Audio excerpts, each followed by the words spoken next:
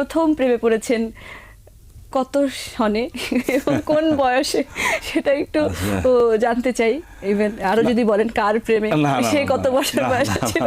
কারণ সংসার ভাঙার ইচ্ছা আমার নেই। তবে আমি প্রেম করেছি 9-10 একটা মেয়েকে ভালো লাগতো, আমাদের এই টাঙ্গাইলের মেয়ে। তার সাথে প্রেম করেছি, 1 ইয়ারের মতো প্রেম হয়েছে, প্রেম করেছি। তারপরে না প্রেমটা টিকে নেই। টিকে নেই কেন? ওটা বালক বয়স, না টিকে নেই কেন? ম্যাচুরিটি ছিল না যে না হঠাৎ করে মেয়েটা বিয়ে দিয়ে দিয়েছে, মানে খুব আর্লি বিয়ে দিয়ে দিয়েছে। তাও আবার একজন থাক ভালো জায়গায় বিয়ে হয়ে গেছে, বিয়ে দিয়ে দিয়েছে। তারপর ওইটা না আর ভাবি নাই।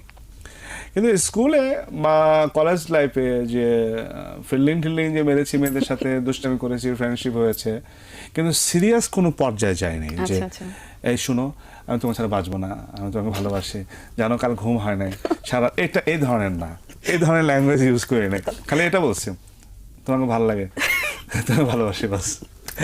এছাড়া বেশি কিছু বলতে পারিনি। ভাষাও কম জানতাম, লেখাও কম জানতাম। তো এর মধ্যে দুটা মিলিয়ে তোমাকে ভালো লাগে, তোমাকে ভালোবাসে, বাস এইটুকু। কমন। আপনি যখন বিয়ে করলেন তখন কি আপনি অলরেডি চিত্রনায়ক মান্না হয়ে গেছেন না তারপরে? না, বিয়ে তো পরে করেছি। আচ্ছা আচ্ছা। ফিল্মে আমি যাকে বিয়ে করেছি সেটা অ্যাফেয়ার্স। আচ্ছা, ওই যে তোমাকে ভালো লাগে, তোমাকে ভালোবাসে, এটাই একদম স্ট্রেট বলছিলাম। আচ্ছা, শুনেন, আপনাকে আমার ভালো লাগে, আপনাকে আমি ভালোবাসি।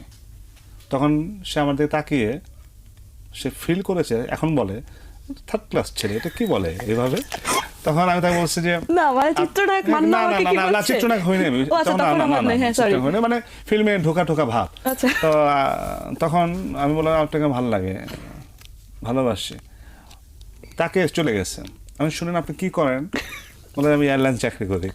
আমি বলছি এয়ারলাইন্স চাকরি করেন? আচ্ছা, এয়ারলাইন্স মানে আপনি এয়ার হোস্টেস? বলে যে হ্যাঁ আমি এয়ারলাইন্স চাকরি করি। বলুন কি বলবেন? আচ্ছা, আপনি সবসময় বিদেশে যান, আমার জন্য একটা জুতো আনবেন। প্রমিস, বিশ্বাস করেন। আমার ওয়াইফকে যখন বলছি যে একটা বলে যে এটা কি ধরনের কথা বললেন আপনি, তার কারণটা বলি। আমার ওয়াইফও ফিল্মে আসছিলেন। ও আচ্ছা আচ্ছা। তো সে আর ফিল্ম করেনি, সে আবার তার প্রফেশনে চলে গেছে। তখন আমার ইনকাম একটা ছবিতে 7,500-8,000 টাকা করে পাই। বাসা ভাড়া করে থাকা খুব টাফ, রিস্ক, মানে ওই পয়সাও নাই যে 20,000-10,000 টাকা বাসা ভাড়া করে থাকবো। কিন্তু সেই সংসার চালিয়েছে।